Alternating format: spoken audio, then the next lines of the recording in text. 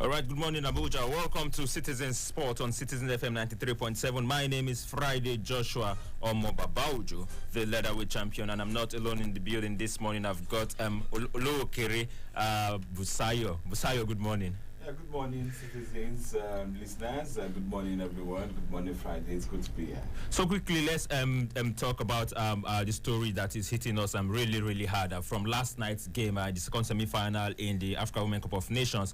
Talking about Morocco 2022, where we lost out on penalties. 5-4 it ended in favor of the host, Morocco. And that match was a thrilling one, a game whereby I think for me the Super Falcons were actually put to through test for the first time in this competition, and that was where we let it slide. What would be your general assessment of that match yesterday? Well, let me quickly start by saying congratulations to the girls going for 10. They wanted to go for the 10 title, and we counted on them. They also counted on us. The support was there for them yesterday. But losing out to the Moroccans, it was a difficult game entirely. It was a game they didn't expect. And when you look at the breakdown of the two side, it happened that we got to red card, and they didn't get one because even the officiating, someone just said officiating no balance. There was a red card that would have gone to the Moroccans, which the referee ignored. But immediately it was a call for the Nigerians. She actually picked it and ran to the VAR to get the line. So, and whoever is in charge of the VAR is also in North Africans. But taking that away, going to the game yesterday, while I was on the other side, I spoke about the technicality of the two coaches, where you have a coach who was one time the FIFA Coach of the Year for the women's category, a coach who had two women's Champions League title in his kitty, a coach who had 2 league titles with France, and comparing our own coach, who is just a collegiate coach right there in the United States. The experience is there, the exposure is there, and you could see tactically the Super Falcons lost that game. At the time when you were with the red card, what do? Do you find your striker? She's tired. She's already been worn out of that system. I don't know the essence of why playing Rita Chikwelu aging in that game. I don't know. I can't compare it till now because I stepped asking questions. You had a team going to the Nations Cup. You brought in you have a Regina Otu who plays for Minsk in Belarus. In that team, she's a defensive midfielder. She can help the back line. Why not bring out Onumonu? Let Uche Nakalu go up front and still stay in there and see what we can still do. But you decided to just make some excesses of changes which didn't work for the girls yesterday. In that up front, you had a Monday gift who you brought in very late in that game, very late in that game. Sincerely, all blame should goes to Randy Wardrum for for that disappointing loss. For me, it's disappointing because you had a bench. You had Chinoye McLean, who was the highest goal scorer in the Polish League, 21 goals or 24 goals in a season. Why did you take her to the tournament if you know you will not play her in as many minutes you would have gotten? What we needed to do yesterday, despite playing 9 men, you were throwing the balls up front. You needed the strongest player in the tournament. She and Bella of Cameroon, they are the 2 strongest ladies in the tournament. She could muscle her way in the defense. So when you had the Monday Gift, you had the Chinoyem. If Monday Gift tries to make the runs, she will use her body and her strength to weigh down the defense of the Moroccans. But he didn't do that. Just kept from her all through the game. Thank God for the likes of Tony Payne and Nico Payne.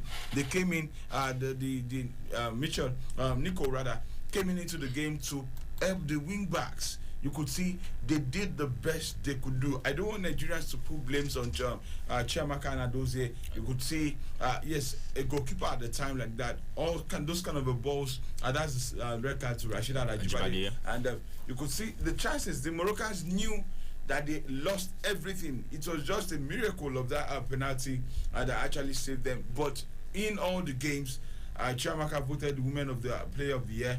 Deserved for me. She kept us in the game. She was solid, and she could even have saved a penalty. But despite that, give it to the Moroccans. They're in the final for the very first time, and can they really? That's the penalty missed by former Onumonu.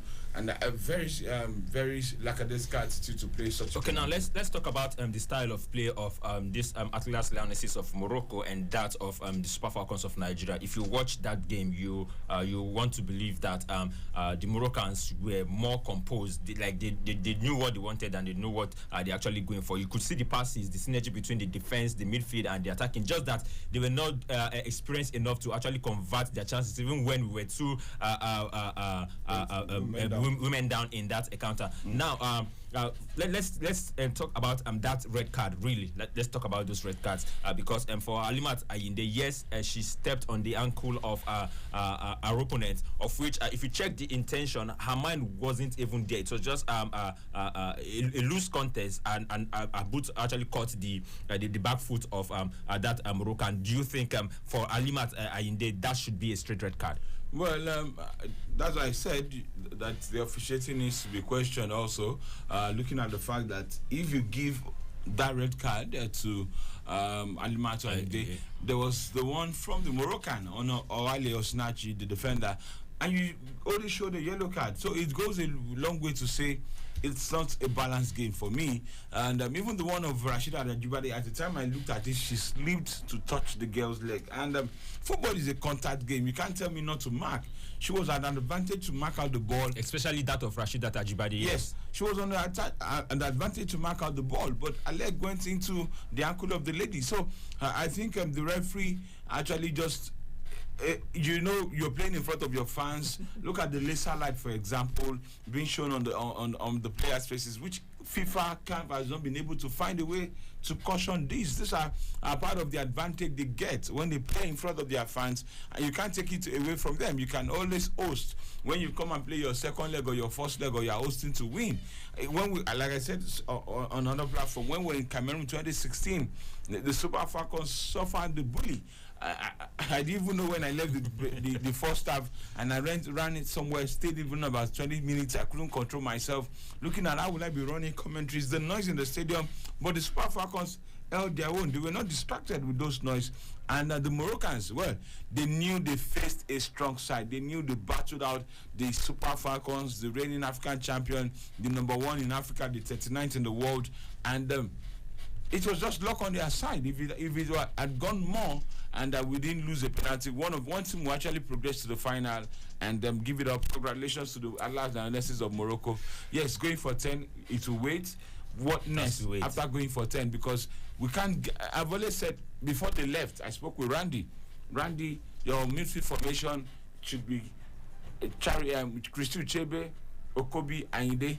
And it has been working. In the first 10 minutes yesterday, the Moroccans were running out, but after they get themselves stabilized the team, where were they? They were not doing anything. The Super Falcons would have even gone into the lead before the end of the first half. We got the goal, and Chamaka mistakenly dropped the ball for a rebound, and they got the equalizer within 2-3 minutes. And since then, it was all about the Moroccans. Okay, so for me, I want to ask this question: what is the place of what was the place of Francisca Odega in that team? She is an attacking midfielder who can as well double as a forwarder. And after Rashida Ajibade was sent out to have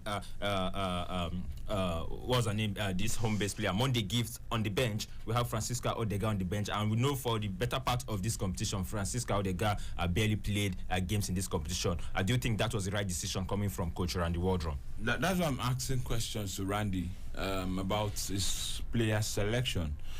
For me, the Francisca Odega of 2013, 2014, 17, 2018, 2019, it's not the same now. Let's be more sincere with ourselves. She's not getting younger. She's just around her 29, 30s. Yeah, and looking at that also, you had a lot of players on the bench. You took 26 players to Morocco, and one was injured. I'm talking about Asisa Oshoala. So what happened to the other 11 or whatever, or 15 players if you had started your first 11? And Odega could play that game. A Gift Monday, we knew how Gift Monday got into that team. In the first league, Randy assembled out. And you could see the difference when she brought on the pitch of play. She made an impact. As I said, in that kind of a game, if I'm the coach of the side and I'm not Randy, and I'm not a collegiate coach in the US, for example, I've also coached my team in school days, university days. When I served in a boy, also I've coached. So I know. So in a nutshell, you can actually take the same role Randy Wardom actually took. If I'm going by that qualification, I've had times when I play my football manager to actually study. These are reasons why we don't just talk. When you're looking at the tactical balance of the team, what will you do? You are 2-man down. Sincerely, I don't need a striker. I just need a combative player who can run and come back, who can track down and come back. When the penalty there was against the Cameroonians when Rita came in, and there was a long the Senegalese and obviously knew what was going to happen. It's exactly what Khadija's done. That kind of a goal, but she blasted that effort out. So you need a player who is more physical, who can cause any damage. Even let's win free kicks around the edge of the box. We will see 1 or 2 players who can take that contact. That kind of a free kick, but we didn't do that. Randy just sat down and maybe brought out some players you knew. Oh, you just go and do this. What was the role of Rita yesterday? Rita even cost us playing like 7-man against 11 because she could not get the strength to mark again, and that's what the Moroccans capitalized. But Chiamaka, Owale Osinachi, Plumter, Alozie, the two players rather solidly held their hold in the defense. But the midfield was too out of proportion. All right, and talking about Rita Chikwelu, someone said that immediately after this competition, she should just go and join the coaching against Rita Chikwelu in the Sport Moroccan goalkeeper. Coming from the Minister of Sport and Sunday Dare, he has actually saluted the gallant Super Falcons despite their loss to host Morocco, and he actually saluted their spirited display after their gallant defeat to Morocco in the second semi-finals of the African Women Cup of Nations. Eulogizing the Super Girls, Honorable Sunday Diary said, "Your resilience, character, and management of the game must be commended. I salute your doggedness, commitment, and fighting spirit for holding the Moroccans in front of over 45,000 capacity crowd." Now, that is one record in African women football being made yesterday. For the first time, we are seeing women football in the continent having an attendance of 45,562 spectators coming to watch that game. Now, what does that spell for African football, especially women football? When you look at it in the North African regions, you wonder the passion they used to watch the game. If it will be played in Abuja, how many people will you see? But we had the capacity against Nigeria, Ghana. Opportunity for you to after that game, you could hear so many messages. We won't come to watch the Eagles game. They've disappointed. They've done that. But the Moroccans have been there. They come out to support even to the last minute. When we scored the first goal, you could see the stadium went silent for some minutes. And when they equalized, they picked up again. And even when we were getting the red card, they were just shouting, hailing their team to actually come out with a victory. I wonder if this is everything about the Super Falcons of Nigeria. I wonder what would have been the mood right there in Morocco.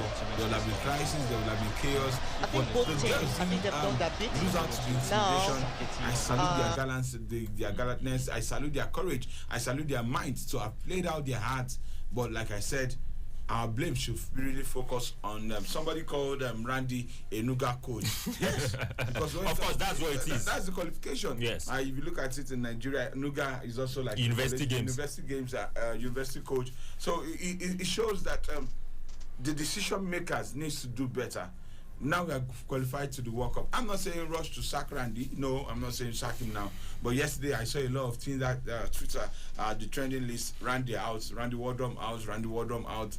Because if that kind of a coach who denied Nigeria in 2017, saying he doesn't want to coach Nigeria at that time, is the same person you are begging of to go and coach. I think we didn't get it right. 2016, we had the Florence Omagbemi and Chiejina Agunu. We had Perpetua Nwakocha. In the fold of the Super Falcons, ex-players, they held their own against the Cameroonians in their home ground in Yaoundé there, and we won that game by a lone goal. Despite the intimidation before the games, I know even we as journalists, I know what we passed through before we even got to the final. So, but holding their own shows that we need to get it right in terms of the coaching. We need to get it right in terms of which player will have to leave the team now. It's a rebuilding process. Randy, when he was unveiled some years ago, said he has a 10-year project with the Super Falcons. That's what he's looking at, to build a team that can go to the World Cup and win the World Cup. Can we, with what we've gotten, can we do that? I'm not sure. It's left to be seen. He has actually qualified for the World Cup. Yeah, it's left to be seen.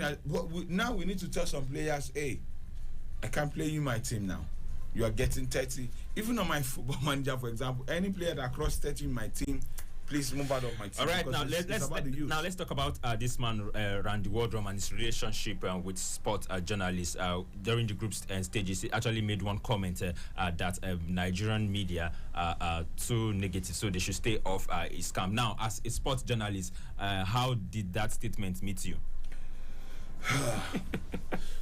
I know a lot of things actually called this the situation. Yes, he doesn't know that Nigeria needs to win. Give us the victory.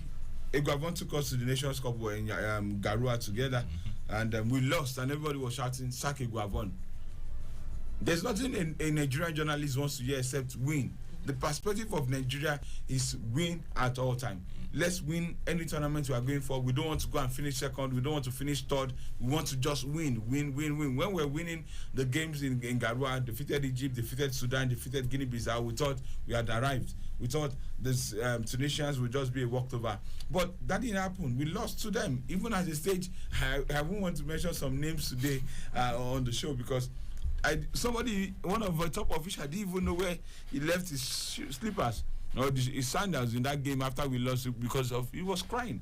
So we lost to South Africa, and you expect us to celebrate you that we've done well to lose to South Africa, who we are arch rivals, who we needed to beat, and they've come with a lot of promise. So when he got into the orientation that Nigerians are not patient, Nigerians wants to win, how will I travel to Morocco, for example, and I won't be able to get inside of my team of the Super Falcons camp? You're telling me they are sleeping. Yes. You're telling me no, we don't need to talk to you. It's that's not too good. So why travel down there? But they had to call the NFF, and you could see a release by Demola Lajire says where he actually apologized for that statement that no, that was not what he meant and things like that. So now he knows that there's pressure, and now with this loss for the team, I think maybe they wouldn't have gotten a good night in Morocco, because I know our colleagues like Toby Adepoju, Puja Media, Uche, Jane, Kalista would have asked questions. Coach, why would you do your taxes like this? When Pesero was the coach in the first game against Sierra Leone here in Abuja, a colleague of us asked him questions. At a time like this, you make some substitution, and the reply he gave was he accepted that, but if that person was to be the coach, and if we asked him to give us his first 11, he would have also brought us his first 11. So, but Randy knows the team. We don't know the tactics they played, but he's the one to actually face the bullet. So, let him face the crisis of Nigeria. All right, this is where we open the phone lines for you to make your contribution. The number to call is 0818-222-2205. 0818-222-2205. The Super Falcons of Nigeria fought gallantly yesterday, but at the end of the day, it is at the end of the road for the Super Falcons of Nigeria. The hashtag Go for 10 will have to wait to the next edition of the Women African Cup of Nations. But good enough, we've qualified for the World Cup, and Randy Wardrum will take us to the World Cup in 2023 in New Zealand and Australia at all together. The number to call is 0818-222-2205. And now let's go straight away from football while we expect your calls and your reaction towards the Super Falcons match yesterday, and going to the African Men Handball Championship where Nigeria ends the 2022 the championship in defeat. And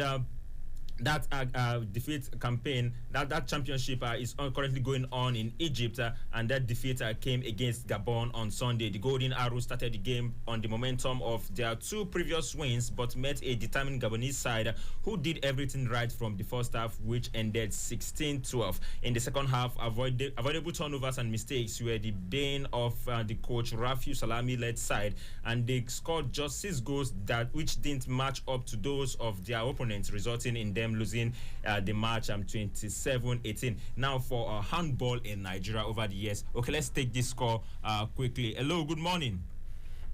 Good morning. Good morning. Your name and where you calling us from? My name is Donatus. I'm calling from Alta Balefi. Donatus from Alta Balefi. Let's hear you. Yeah, please, if there is a way you people can tell Landrum, let him just go away from Nigeria. In fact, he has disappointed us. That's all I want to say. Let him go. All right, thank you, Donatus from Alta Balefi. So, keep your calls coming in, and then Busayo, I'd like to react to this. Looking at handball in Nigeria under Samuel Ocheho, series of handball Premier Leagues and all of that. For me, personally, this federation has been performing very well because just immediately after the lockdown, they resumed their league despite all the financial crisis, and since then they've not let their guard down. And now we've seen our men go for the African Championship, although it ended on Sunday with a defeat to Gabon side. How would you react to this? Well, let me quickly say this. I've been inside the handball for more than 6-7 years, even before JLK. And when I came in as a president, we said, this is digital handball now. This was a great opportunity. They're the first thing Kind of want to miss this moment. But I have to give credit to Randy Wardrobe how he was able to sack a team up, not to getting on the 12, on the 15, on the 18, on the 19. Before they left, they had a media party some days, which I was the MC of the occasion, and engineer something. There were a lot of questions coming The to decision sponsors, lies on motivation. what they get. Given a chance to play up and check. They had a coach, And next international based in amazing France, time. and Solomon Yola was the assistant coach, the coach of Kano Pillars and both side. And going to the tournament, I think a lot needs to be done. It's not about getting the team there. What's the motivation level? What's the role? I don't want to get it into the ministry now to say, yeah, ministry, you didn't do well for them. Yeah, what's the support? You understand? The What's the support to the federation? If you are going for a tournament and you are getting a budget of like 100 million or 70 million, for example, and you are giving me 10 million, how do you want me to go there and perform? We lost the first game to Tunisia. We lost to Cape Verde, 2 strong side, and then they fell into classification game. They won their first game against Zambia, defeated Senegal, and also they had to face the Gabonese side. And then they have to crash out. All right, that's for the Handball Federation of Nigeria. Nigeria's national team, talking about the Golden Arrows, they finished their assignment over there in Egypt for the African Men Handball Championship, where they crashed out on Sunday. And now to an event that happened here in Abuja and concluded over the weekend, where they're talking about cycling, where Nigeria finished 4th place at the 2022 African Track Cycling Championship here at the Moshood Abiola National Stadium in Abuja. Now, Team Nigeria won a total of 16 medals, which consist of 4 gold, 8 silver, and 4 bronze medals. South Africa finished 4th, topping the medals table with a total number of 42 medals made up of 20 gold, 13 silver, and 9 bronze medals, followed by Egypt in 2nd place with 22 medals consisting of 8 gold, 8 silver, and 10 bronze medals, while 3rd place went to Algeria with 17 medals consisting of 5 gold, 5 silver, and 7 bronze medals. Now, cycling in Nigeria is not what is common to us, like when you talk of football, basketball, tennis, and all of that. How do you see? How do you think they can actually propagate this? Because a whole lot of us, while growing up, rode on bicycles and all of that. Now, how can we imbibe this on children? That okay, this bicycle you ride for leisure, you can actually do it as a sport. Well, getting it, you just have to start early, catch them young, and give it up to the president of the federation. Talking about Masari, the man from Italy, spending his money, creating his time, and also making sure that people of Nigerian breeds do this, get involved in tournaments. And this is not the first time we are hosting a tournament right here in the Velodrome. And finishing 4th, I think is not a bad performance from them. You can't take it away from the Egyptians, the South Africans, the Algerians, the Tunisians. See, go to the North African side. Go to Morocco, for example. Our colleagues who are in Morocco right now, they were on a tour some days ago to the biggest sport facility in the world. And you could see that place. Let's take this call. Hello, good morning. Very good morning to you, my lovely brother. Good morning, your name and where are you calling us from? This is Fadaka, the one and only Prince of Mina. Okay, the Prince of Mina. Let's hear you. Thank you very much. Especially, I want to say kudos to our WAFCON. Their performance yesterday. It wasn't an easy outing. I think what we really need to do right now, after the tournament, that team needs to be strengthened before the World Cup. Because with what happened yesterday, we all saw it. So that team needs to be strengthened, by bringing some fresh play. And even right from beginning, we need a coach who knows much about women league in this country to handle that team. If you look at our previous history with our local coach, my brother, the difference is clear. So we shouldn't deceive ourselves. That's a valid point there. Exactly, the difference is clear. We shouldn't deceive ourselves. So we need to do the right thing so that we can achieve what we need. They all know us as Mama of Africa, and we cannot lose that name. You can't lose it at all. We need to reverse it back and achieve our aim. Thank you. Thank you, Fadaka, the one and only Prince of Amina. Busayo, your reaction to that? When we I don't know where to start. I don't know where to start from. But let me come like this. The fact that everybody says we need to find a coach who knows the local league, and it's different. The quality of game now is really, really getting different, and you can't take it away from the foreign-based players. Even the Super Eagles, to breaking into that team, it takes a long time. It takes a lot of processes. It takes a lot of binding together, coming together, play friendly games. You can, the temperate level right there in Morocco, for example, go and check when our teams go there. You see they will struggle. So you need a foreign mentality. You need a player who has seen it up in terms of the difference between Nigeria and Africa.